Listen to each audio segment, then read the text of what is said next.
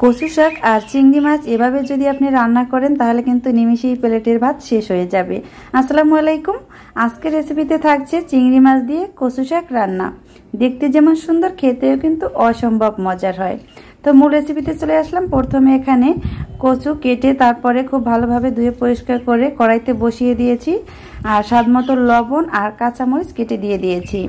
এখন এটাকে ভাপে সিদ্ধ করে নিতে হবে। কিছু সময় পরে একটু নেড়ে চেড়ে খুব ভালোভাবে কচুগুলি উল্টে পাল্টে দিতে হবে। কচু শাক রান্না করা কিন্তু খুবই সহজ, যে কেউ কিন্তু এটা রান্না করতে পারবেন। আর সবচেয়ে বেশি স্বাদের যদি রান্না করতে চান তাহলে আমার রেসিপি প্রথম থেকে শেষ পর্যন্ত দেখবেন, এতে করে পারফেক্টভাবে কচু শাকগুলি রান্না করতে পারবেন। আবারও কিছু সময় পরে আমি ঢাকনাটা খুলে নিয়েছি। আর এখানে কিন্তু পানি দেওয়ার কোনো প্রয়োজন নেই। কচুটা ধোয়ার পরে যে পানি কচুর ভিতরে থাকবে ওটাতেই কিন্তু কচুগুলি সিদ্ধ হয়ে যাবে। আর এখন হচ্ছে কচুগুলি পারফেক্টভাবে সিদ্ধ হয়ে গিয়েছে।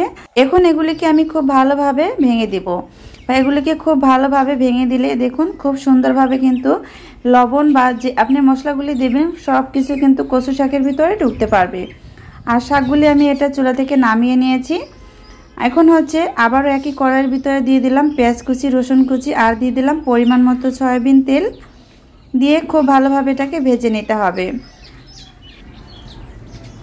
আজকের এই রেসিপি যারা ইউটিউব চ্যানেল থেকে দেখছেন তারা চ্যানেলটি সাবস্ক্রাইব করবেন, আর যারা ফেসবুক পেজ থেকে দেখছেন পেজটি ফলো করে নিয়মিত আমার পেজের পাশে থাকবেন। এই যে পর্যায়ে কিন্তু পেঁয়াজটা আমি হালকা ভেজে নিয়েছি। এর ভিতরে চিংড়ি মাছ। চিংড়ি মাছের পরিমাণটা বলছি না, যে যত দেবেন ততই কিন্তু স্বাদ হবে কচু শাকটা খেতে। তো চিংড়ি মাছটা আমি এখন ভেজে নিব।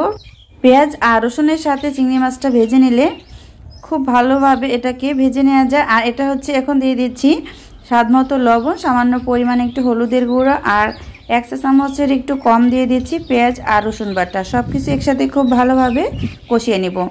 তো সব কিছু কষিয়ে নেওয়া হয়ে গিয়েছে। ঠিক এভাবে করে চিংড়ি মাছগুলি কিন্তু আপনাকে ভেজে নিতে হবে। আর এ পর্যায়ে দিয়ে দিচ্ছি ভাপে সিদ্ধ করা কচু শাকগুলি দিয়ে খুব ভালোভাবে মশলার সাথে আর চিংড়ি মাছের সাথে মিক্স করে এটাকে 5 মিনিটের মতো আমি জাল করে নিব। আর যাতে এই কচুর ভিতরে যে পানিটা আছে সম্পূর্ণ শুকিয়ে যায়, এই পর্যন্ত কিন্তু আপনাকে এটাকে রান্না করে নিতে হবে। এই যে পর্যায়ে কিন্তু রান্নাটা করা হয়ে গিয়েছে দেখুন। আর এটা দেখতে কতটা লোভনীয় হয়েছে, গরম ভাতের সাথে খেতে কিন্তু অসম্ভব মজার হয়ে থাকে। তো চিংড়ি মাছ দিয়ে যদি আপনি এভাবে কচু শাক রান্না করেন তাহলে কিন্তু নিমেষেই প্লেটের ভাত শেষ হয়ে যাবে। একটি সার্ভিং প্লেটে সার্ভ করে নিয়েছি, দেখুন কতটা লোভনীয় হয়েছে। এতক্ষণ আমার ভিডিওটি দেখার জন্য সবাইকে অসংখ্য ধন্যবাদ। আজ এ পর্যন্তই। আল্লাহ হাফেজ।